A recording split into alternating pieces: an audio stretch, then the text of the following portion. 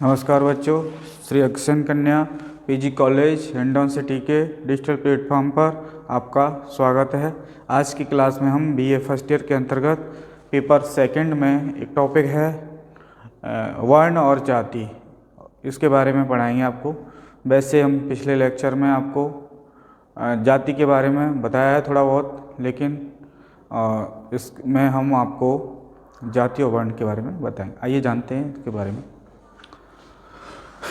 जैसे जैसे बच्चों सभ्यता का उदय हुआ, समाज में क्या है, वर्ण व्यवस्था आई पहले, फिर बाद में जाति व्यवस्था आई।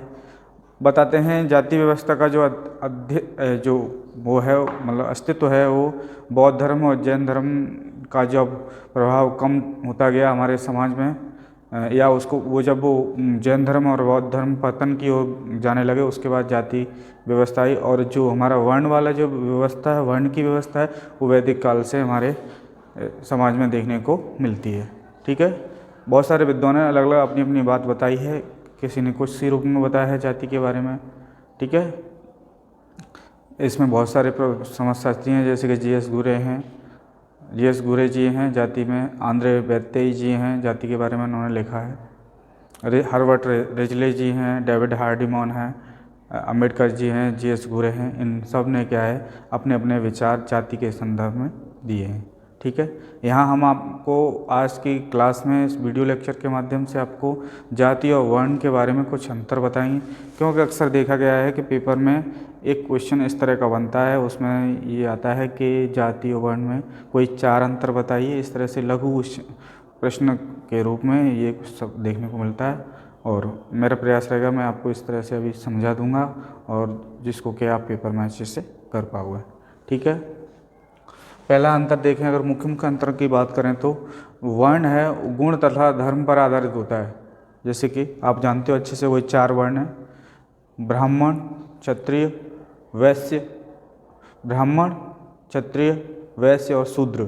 ठीक है, जबकि जाति है वो जन्म पर आधारित होती है। देखो बेटा, वैसे तो भगवान ने सबको एक जैसा बनाया है, इसमें कोई दो राय नहीं है, और लेकिन जैविकी रूप में कोई व्यक्ति के अंदर किस तरह की क्षमताएं हैं, कोई का जो स्वरूप है कैसा है, कोई सुंदर है, कोई किस तरह का है, ऐसा है। लेकिन वैसे तो सारे मनुष्य एक तरह के हैं, लेकिन फिजिकली रूप में अगर उसने अपने आप को इस तरह से तैयार कर लिया है तो उसके अंदर थोड़ा अलग से हुआ है। लेकिन क्या है, सारे जीव मतलब जो मनुष्य हैं वो एक तरह से ही है। ठीक है, लेकिन जो हमारी समाज की व्यवस्था है, सामाजिक व्यवस्था है, उसके हिसाब से क्या है, पहले तो ये वर्ण वाली व्यवस्था चली और बाद में जाति वाली। काम के आधार पर जातियाँ भी बन गई है कि नहीं। ठीक है, जबकि जो हमारी जाति है वो निश्चित होती है जन्म के आधार पर।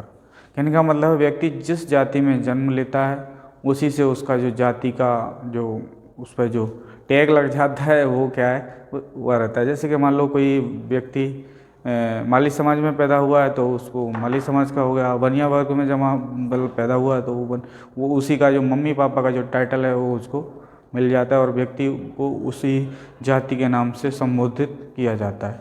ठीक है, दूसरा है इसमें वर्ण की संख्या जाति से कम है, बिल्कुल बात है। वर्ण तो 4 ही है कि नहीं, जैसा कि मैंने अभी तुम्हें बताया था, ब्राह्मण, क्षत्रिय, वैश्य, शूद्र। ठीक है, जबकि जो जातियां हैं वो अनगिनत हैं, है कि नहीं। अलग अलग स्टेट में अलग अलग जातियां हैं, और कहीं अलग अलग जातियों को अलग अलग नाम से जाना जाता है। कहीं कुछ जाना जाता है, जैसे कि मान लो शर्मा टाइटल है। शर्मा टाइटल क्या है, ब्राह्मण वर्ग के लोग भी लगाते हैं, और जो बाड़ई वगैरह जो मतलब ओझा बोलते हैं जिनको, वो लोग भी जो खासकर बोर्ड्स का काम करते हैं, लकड़ी का काम करते हैं, उस पर सारा काम। तो ये सब कुछ नहीं है। ऐसे बर्मा भी बहुत सारे लोग लगाने लगे हैं, सोनार बर्मा लगाते हैं, और जो लोधी राजपूत होते हैं वो भी बर्मा लगाते हैं। कहीं कहीं हमने देखा है कुछ मुसलमान लोग भी बर्मा लगा लेते हैं। ठीक है, ये अलग अलग जातियों की संख्या क्या है, अनगिनत है। जाति में पता है, हम अगर बात करें यूपी के संदर्भ में भी अगर बात करें तो वहाँ पे क्या है, ओबीसी की पता है 79 जातियाँ हैं, और राजस्थान की बात करें अगर तो ओबीसी कम्युनिटी को ही देखें तो 82 जातियाँ हैं, और केंद्र में देखें तो केंद्र में थोड़ा क्या है, कम है बजाय स्टेट के। ठीक है, ये जाति पर आधारित व्यवस्था है। और जाति बहुत ही महत्वपूर्ण इकाई है, ऐसी बात है। ठीक है, अगला अंतर देखते हैं बेटा। वर्ण जाति की अपेक्षा अधिक प्राचीन है, बिल्कुल सही बात है। जो वर्ण व्यवस्था है वो वैदिक काल से चली आ रही है कि नहीं। लेकिन जो जाति है, जो जाति का उदय मैंने तुम्हें बताया था कि जो बौद्ध धर्म और जैन धर्म का जब पतन शुरू हुआ तभी से जाति अस्तित्व में आई है। ठीक है, फिर भी बहुत साल पुरानी ये परंपरा है। ठीक है, जाति बहुत महत्वपूर्ण इकाई है, ये बात बिल्कुल मैंने तुम्हें बताई। आज के समाज में जो मतलब प्रभु जाति का मतलब है बेटा एक क्वेश्चन इस तरह से ही बनता है, प्रभु जाति की कॉन्सेप्ट किसने दिया था? डोमिनेंट कास्ट का तो M.N. श्रीनिवास ने दिया था। प्रभु जाति का मतलब ये होता है, जैसे कि मान लो हिंडोन है, अगर हम हिंडोन का ही एग्जाम्पल लें तो हिंडोन में बहुत सारी जातियाँ रहती हैं, और उसके साथ साथ किन जातियों का दबदबा है समाज पर, या राजनीतिक रूप से वो कितने सक्षम हैं, या किसी आर्थिक रूप से किस तरह से किन जातियों का वो है, ये तो हो जाता है। जैसे कि मान लो गुर्जर समाज है, ये भी क्या है काफ़ी रूप से सशक्त है, राजनीतिक रूप से में देखा जाए तो। बनिया वर्ग तो वैसे आर्थिक रूप से भी होता है, और देखो जो व्यक्ति आर्थिक रूप से होता है वो राजनीतिक रूप से भी ज़्यादा सक्षम हो सकता है, समाज में उसका प्रभुत्व होता है। इस तरह से ये सारी चीज़ें हैं। ठीक है, नेक्स्ट पॉइंट की तरफ बढ़ें। हाँ, अभी तुम्हें मैं प्राचीन के बारे में बता रहा था, वो तो बता ही दिया। वर्ण जाति की अपेक्षा लचीली व्यवस्था है। वर्ण क्या है बेटा? वर्ण में ज़्यादा वो नहीं हो दबाव वगैरह कि ये सब चीज़ें जो भी हैं, चाहे वो शादी विवाह को लेकर हो, चाहे वो खान पीन को लेकर हो, चाहे व्यवसाय को लेकर हो, तो उसमें क्या है एक स्पेसिफिकेशन करने का मतलब स्पष्ट विशिष्ट चीज़ नहीं है। जबकि जाति में क्या, कुछ जातियों का क्या है पैतृक व्यवसाय जुड़ा हुआ है, जैसे कि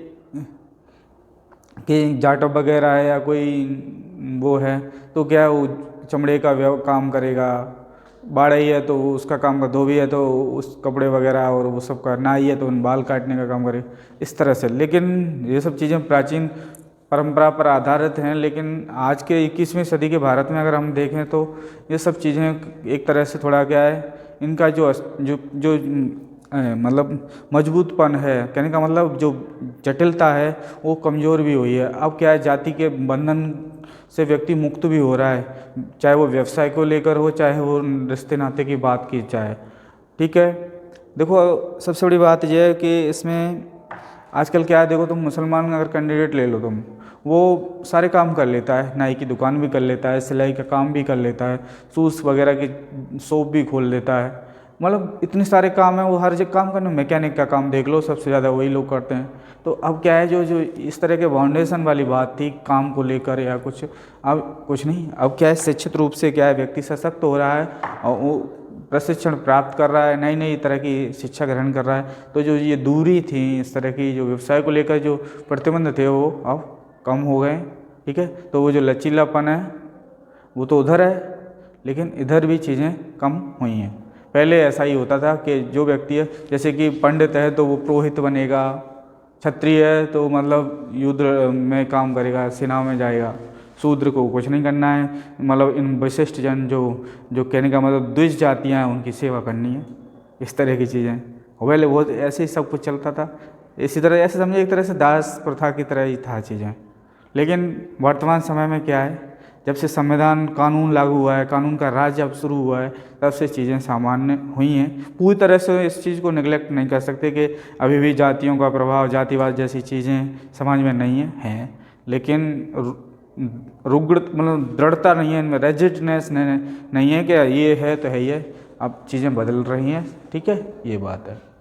अगला पॉइंट है, वर्ण में खान पान, विवाह एवं सामाजिक सहवास पर प्रतिबंध नहीं पाया जाता है, जबकि जातियों में पाया जाता है। हाँ, ये भी ऊपर वाले से ही मिलता जुलता है। लेकिन जो वर्तमान परिप्रेक्ष्य में देखें तो जातियों में क्या है, अभी भी किसी विशिष्ट जातियों में भी अभी ये सब परंपरा है, जैसे कि अंतर्जातीय विवाह वाली बात है। तो कुछ केसेस में आपको देखने मिल रही है। तुम सोचो सारे ही लोग अंतर्जातीय विवाह कर रहे हैं, तो ऐसा नहीं है।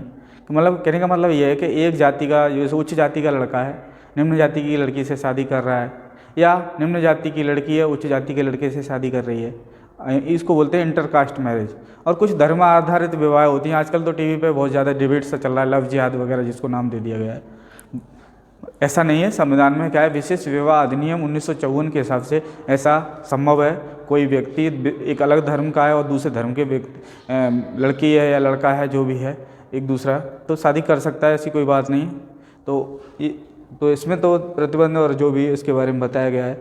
जबकि आज भी जातियों में प्रतिबंध तो नहीं है। अगर हम संविधान रूप से अपने आप को भारत का नागरिक समझते हैं या किसी राज्य का, अपना भारत का नागरिक तो राज्य का भी है, तो वो संवैधानिक रूप से तो स्वतंत्र है। किसी भी जाति का अगर वो मतलब उस यूज जैसे कि वो वाली एज बना दी ना बट 21 और 18 के बीच में अगर वो परिपक्व है, मेच्योर है और वो अपने मतलब मन से किसी को जीवन साथी के रूप में चुनना चाह रहा है तो चुन सकता है। लेकिन एक सामाजिक व्यवस्था, अलग तरह की सामाजिक व्यवस्था है। उस सामाजिक व्यवस्था में क्या है कि ये जातियों का अभी भी प्रतिबंध टाइप थोड़ा देखने को मिलता है। बोलते हैं कि ऊंची जाति का लड़का है और वो दूसरी जाति मतलब निम्न जाति की लड़की, लेकिन लड़की के केस में तो ज़्यादातर हो जाता है, लेकिन फिर भी बोलते हैं लोग समाज में हमारी बेइज्जती हो जाएगी, समाज में हमारा जो दबदबा है वो कम हो जाएगा, प्रतिष्ठा का सवाल आ जाएगा। इस तरह से लोग क्या है, अगर कोई कर भी लेता है तो भी उसे मतलब समाज में अवहेलना का शिकार होना पड़ता हो, और कभी कभी तो अपमान महसूस करने के कारण क्या है वो ऑनर किलिंग का शिकार हो जाते हैं। क्या लड़की या लड़का पक्ष के लोग क्या करते हैं, उनको हत्या वगैरह कर देते हैं। ऑनर किलिंग, सम्मान की खातिर क्या करते हैं, दूसरे को मार देते हैं। इसको एक नाम से और जानते हैं, हॉरर किलिंग भी बोलते हैं। ठीक है, आप अगर न्यूज़पेपर पढ़ते होंगे तो इन सब चीज़ों के बारे में, आजकल हर किसी के घर में टीवी वगैरह है, तो टीवी पे भी इस तरह की न्यूज़ आती रहती हैं कि इसकी वजह से इसने भाई ने ये कर दिया, वो कर दिया, ये सब चीज़ें। समाज में क्या है, आज भी क्या है, पूरी तरह से मानसिकता चेंज नहीं हुई है लोगों की, और कुछ कुछ हो भी गई है तो लोग ढोंग भी करते हैं इस नाम पर। वैसे तो कहते हैं हिंदू मुस्लिम भाई भाई सब कुछ, सब एक ही हैं जातियाँ, कोई दिक्कत नहीं है। लेकिन जब रिश्ते नाते की बात आती है, जब बच्चे उन सब चीज़ों में आगे बढ़ जाते हैं तो दिक्कत आती है। ठीक है, ये सारी चीज़ें हैं। और अगर हम बात करें अगले पॉइंट की, तो ये जो 6वां पॉइंट है इसमें दिया है वर्ण समानता पर आधारित है, जातियाँ नहीं। बिल्कुल सही बात है। प्रत्येक वर्ण में अलग अलग जाति के लोग जुड़े होते हैं और उनमें क्या है, एक जैसापन पाया जाता है, समानता पाई जाती है। लेकिन जातियों में नहीं है। किसी भी जाति में देख लो, मान लो ओबीसी वर्ग की जातियां देख लो तुम, तो हर जाति के अपने अपने नियम कायदा कानून है, किसी की जाति में क्या व्यवस्था है। ठीक है, वो सारी चीज़ें हैं। तो मतलब जातियों में समानता नहीं है। समानता मतलब नाम से नहीं है, उनके कार्य प्रणाली, कार्य करने के तरीके, सोच, इस सब में बदलाव है। ठीक है, ये सारी चीज़ें हैं। और डीपली पढ़ने के लिए आप थोड़ा बुक का सहारा भी ले लीजिए, इससे भी आप अच्छे से समझ सकते हो। आपको क्या है, कोई ऐसे पूछता है लघु क्वेश्चन में कोई 4 विशेषताओं बताइए, तो आप आराम से इस सवाल का जवाब जहाँ, और फिर क्या है, जो बीए फर्स्ट ईयर में हो आप, तो सीनियर करके आए हो, तो इसका मतलब यह है कि आप सीनियर में, तो बीए में तो बच्चा थोड़ा मैच्योर हो जाता है और चीज़ों को आप भी समाज में अपने आस पड़ोस में क्या इन सब चीज़ों के ऐसे उदाहरण, बहुत सारे उदाहरण देखते होंगे। ठीक है, जैसे आजकल ये ऐसे फिल्मी स्टार वगैरह हैं, जैसे मुस्लिम अभिनेता हैं और हिंदू लड़कियों से शादी किए हैं। चाहे आप मुगल काल में बहुत सारे एग्जांपल देख लो, अकबर का भी देख लो, उसने क्षत्रिय जोधाबाई से शादी की थी, वो तो मतलब राठौड़ मतलब क्षत्रिय वंश थे, राठौड़, वो मुस्लिम थे। ऐसे बहुत सारे ऐसे एग्जाम्पल हैं जो इस तरह की चीज़ें चल रही हैं। व्यवसाय को लेकर भी हो रहा है। पहले क्या था, से टीचर का काम हर एक कोई तो नहीं, मतलब जो विशिष्ट कुछ जातियां थीं वही टीचर का काम करती थी। आज तक तो वो किसी भी कास्ट का व्यक्ति हो वो टीचर बन सकता है कि नहीं। तो इस तरह से क्या है, मैं टॉपिक आपको समझ में आया होगा और आप इससे निश्चित रूप में लाभ उठाएंगे। ठीक है, और मैं उम्मीद करता हूँ आप अच्छे से ऐसे ही पढ़ते रहेंगे। ठीक है, और बीच बीच में रिवीजन भी कर लो, जैसे कि आपने ये पढ़ लिया, नोट कर लिया, और पिछले वीडियोज़ हैं उनको बार बार देख लिया करो। जब तक ये क्लास ऑफलाइन नहीं हो रही है तब तक तो इसी तरह से आपको काम चलाना पड़ा। थैंक यू बच्चों, धन्यवाद, बहुत बहुत धन्यवाद।